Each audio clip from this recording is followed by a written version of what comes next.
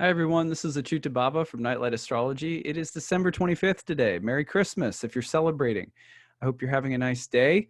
It's also a solar eclipse today, new moon solar eclipse in the sign of Capricorn in a conjunction with Jupiter. So that's what we're going to talk about for today's video. I'm going to keep this brief because it's a holiday, but I do want to give you guys some things to think about for this new moon and the solar eclipse. So that's what we're going to dive into right away here. First, I have to remind everybody that there are just 6 days left in my annual fundraiser, and we are 13 backers away from our first stretch goal of the year, which is 500 backers. If we make 500, we're going to push it up to 525 and then maybe 550. That'd be pretty crazy if we got all the way up to 550. But let's see what we can do. We've got 6 days left. Keep ringing the bell. If you appreciate this channel, if you like the content that I produce, if it helps you, if you share it, if you subscribe it, if you like it, and you can afford to pitch in and support my work in 2020, please do. I really appreciate it. Remember that when you do, you can pick up a reward reading. You can gift somebody a reading. You can pick up a couple of different video content, videos that I make that are exclusively for people who donate, or you can also pick up 50% off tuition to all of my courses in 2020, including my Ancient Astrology for Modern Mystic course that starts in June or November of 2020, or my year 2 programs, including my horary astrology course. Great way to save on that. That's available all the way up until, New Year's Eve by midnight. So 13 more backers gets us to 500. Let's see if we can do it. Thank you for your support. I really appreciate it. Now let's, oh, and by the way, I have a cold. That was a Merry Christmas cold that I got. So I sound a bit like a frog. That's why.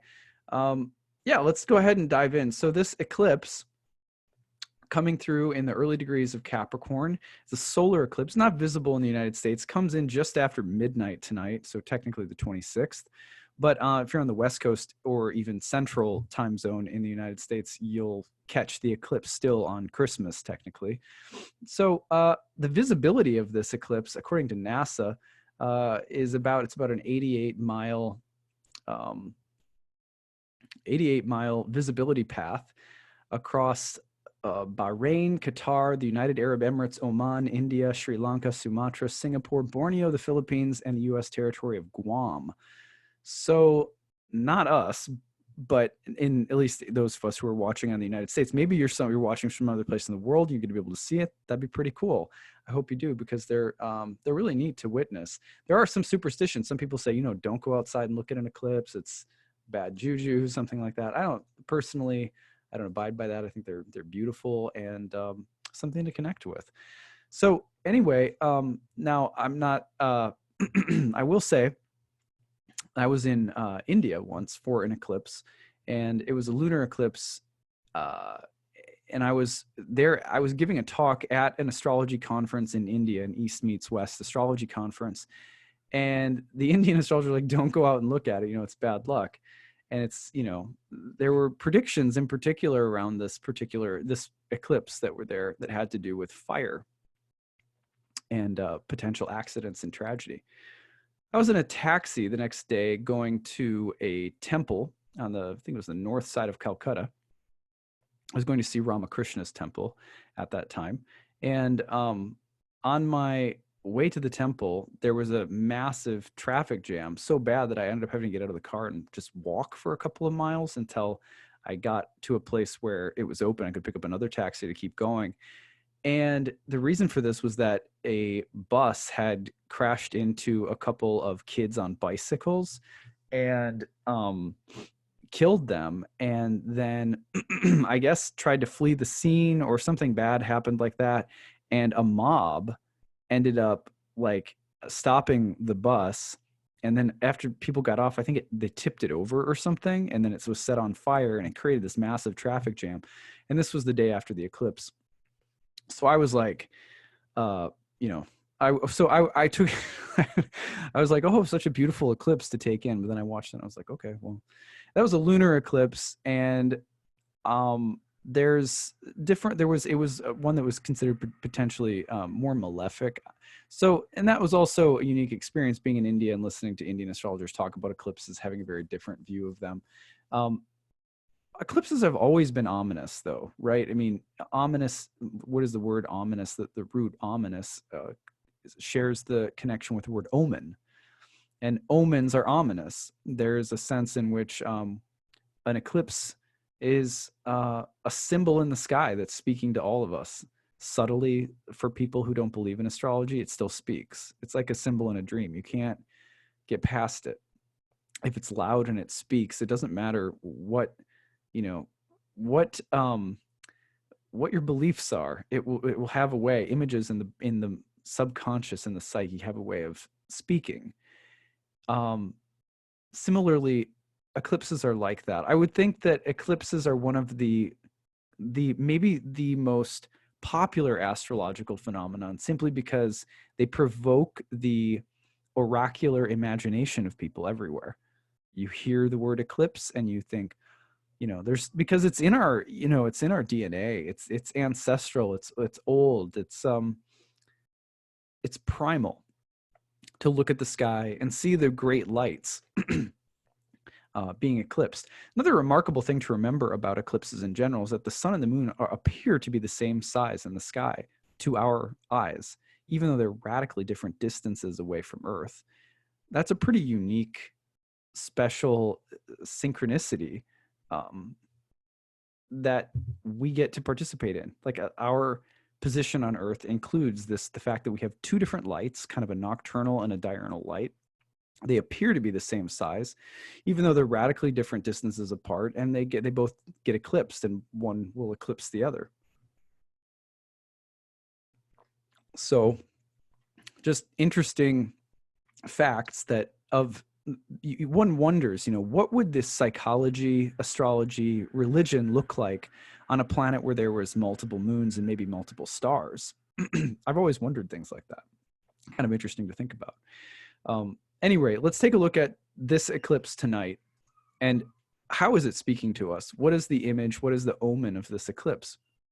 Well, this is an eclipse like any other solar eclipse that points to a new beginning. When the moon and sun conjoin, it is a seeding moment. And so we are thinking of the images of a seed being planted, of something taking root, of a door being opened. These are images that astrologers all over the world will use. You turn into YouTube tonight, I guarantee you 6, 7 out of 10 astrologers will use the image of a seed being planted around a new moon, what to speak of a solar eclipse, which is kind of like a mega powerful new moon. I sometimes use the example that in our lives, the moon cycles are like the tides. They bring energy, events, and cycles and patterns of karma in and out constantly. So it's always important to track the moon. But when they hit eclipses, it's like big wave sets that the surfers are waiting for start coming in. And these big wave sets bring energy that can be worked with using our free will. But they also bring energy in the form of karma, meaning events and circumstances that are preordained according to previous or prior lifetimes and prior choices, the results of which are now ready to manifest. And some of that we can't change, right? So the eclipses bring big waves of circumstantial karmic fated events, and they also bring energies that are more intense, where we often have more critical decisions to make, or there are changes actively that we're making, big choices that we have in front of us due to our free will and working with the energy of the moment. So we always have to kind of look at eclipses in both ways. So that's what a solar eclipse is. A mega new beginning, a new beginning forged through through a wave of circumstances coming through that are more intense. This isn't a cardinal sign, or what's called a tropical sign. The word tropos, which means to turn, a turning point. And this was called the gate of death. This was the gate of the year, the solstice, winter solstice, symbolically or archetypally, that represents the departure of the soul from the body. Whereas Cancer, the opposite sign, is the entryway of the soul into matter, into the temporary temple of the body. So Capricorn, we're leaving. It's a sign associated with Saturn, who is the guardian of the gateway between the known and the unknown, the visible and the invisible.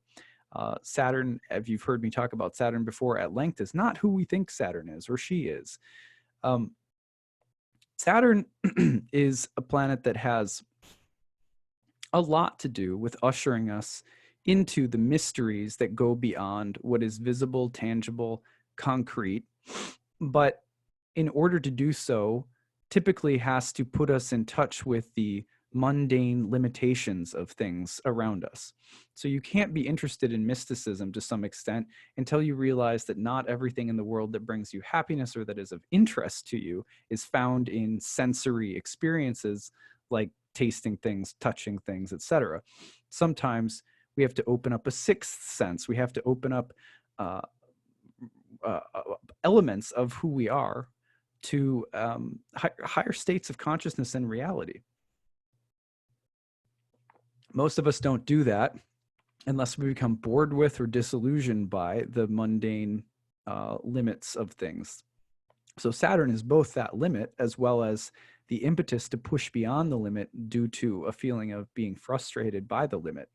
Saturn's a very paradoxical planet in this regard. This is a sign that is about a new beginning, and it's a new beginning forged on the premise that something is old, outdated, that something is boring, that something is too, what can we say? Something that's too worldly, that we're looking at and going like, yeah, this got to be something more than this, and we're feeling frustration on some level with what appear to be the limitations of something around us. So the desire to press into something new, coming while we're running up against the limits of something old or boring or mundane or something we're feeling disillusioned with. Now, Jupiter is with this new moon conjunction in Capricorn. New moon's at about the 4th degree, Jupiter's at the 5th degree, which means that there's also a sense of expansiveness, hope, optimism, joy, morality, virtue, the desire to grow in wisdom, knowledge, position, rank, or status. Jupiter is a planet that basically represents anything expanding or growing, but also generally speaking, the desire to make a more coherent whole. For example, the vision of a government, a society and its laws, its institutions of religion and academics, the things that teach us how to be good, noble people and live in a just, ordered, balanced society. Those are all Jupiterian values. So a new beginning that has something to do with maybe a frustration that we're feeling with the limitations of something and the need to start making a more coherent picture to develop a more coherent vision for our lives, but we're doing it from the cold, hard winter's ground of some degree of dissatisfaction, disillusionment, even rejection of something that we no longer like or that we feel is stale or outdated. Now, the other extreme, it can also go in the opposite direction, which is that we may feel as though we want to start something new, but that the thing that we want to start that is new moon, and it represents a new vision, Jupiter, is rooted in something that is more traditional, which would also be Saturnine and Capricornian, something that is more practical, something more grounded. We want to return to something more conservative, trusted, time-tested, sober, adult. The feeling of needing to launch into something new, but maybe with a more conservative, sober, grown-up outlook. On the other hand, this could pertain to something, we want to start something new, but there is a more rigid, conservative, even fundamentalist background behind it. For example, doubling down on harsh, severe, or rigid thinking and trying to construct a new chapter in our lives based on an overly rigid perspective about how things should be or how things look. That's the kind of beware in this right now, is be careful that the new vision isn't too kind of heavy, concrete, or conservative, such that it's restrictive and cuts off, you know, life force, joy, freedom, happiness, etc. There's a promise in this new moon solar eclipse of abundance that comes in time. The reason for this is that although this is a kind of critical turning point, the word tropos, tropical, to turn, means a turning point. It's more punctuated, it's more direct, like that. There's also, with the tropical sign and with the turning point, the fact that we're at the basement of the solar year. The light is slowly climbing its way up. The sea goat is a creature that moves from the water, it's said, onto the land and up the mountain eventually.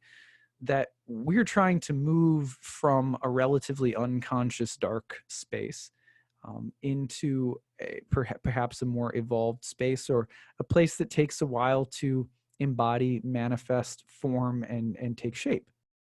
So you have to be, visions right now that are quick fixes, not a great idea. Visions for your future that are grounded, slow, methodical, content with the long game, stuff like that. That's what you want to look for. So also the desire to learn something new right now, to find teachers, to find mentors. This is a new moon with Jupiter. One of the names for Jupiter in the Indian tradition is Guru.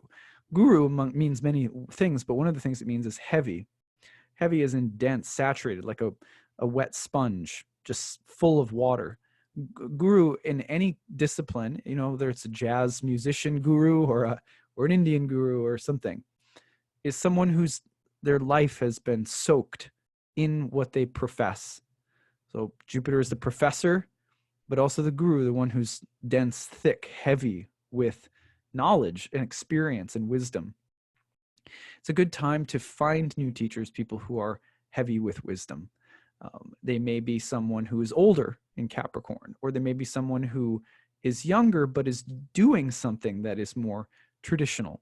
For example, and I don't at all mean this to be a self-promotion, but it's a great time if you're interested in ancient or traditional things, whether they be astrology or, occult studies or religion or history, to find teachers who are into those things, but may have a new take or a more modern twist, or that they're combining elements of what's old and what's new. That's a Jupiter-Saturn combination as well, Jupiter being in Saturn's sign right now. The other thing that we have to remember is that in the background of this eclipse is Saturn's movement into a conjunction with Pluto.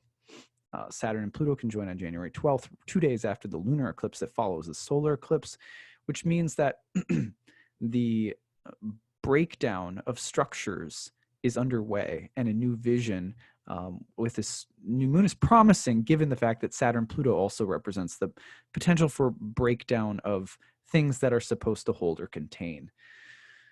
So this is an exciting cycle, because like this is historic eclipse cycle because of the Saturn Pluto conjunction that's coming just after the full moon lunar eclipse, which happens on January 10th. We will be back to that later to discuss. Tell me how you're experiencing this eclipse, which elements of today's talk pertain to you and things that are happening in your life right now. Hit the comment section up below and tell me what's going on. I'd like to hear from you guys. It's always interesting to hear what you guys are up to. Tell me how your holidays are going. Like I said, I have 6 days left in the Kickstarter. Pitch in if you haven't yet. Pick up tuition to one of my classes. Thank you so much when you share, subscribe, like, send to friends. It really helps me to do my work, support my family, and that's how astrologers do it these days. Most of us out there, a lot of my colleagues have to do something like Patreon or something like that, because a lot of what we do is we create content year-round for thousands and thousands of people, and we ask a small amount of our base to pitch in at the end and try to give some good things back in return. And then, of course, someone mentioned this a while ago, and so I always want to say thank you for this. It always helps if you subscribe, like, share, etc. Okay, thank you guys. I hope you have hope you're having a very Merry Christmas if you're celebrating that holiday today. And we'll be back later in the week to discuss more. Take care, everyone. Bye.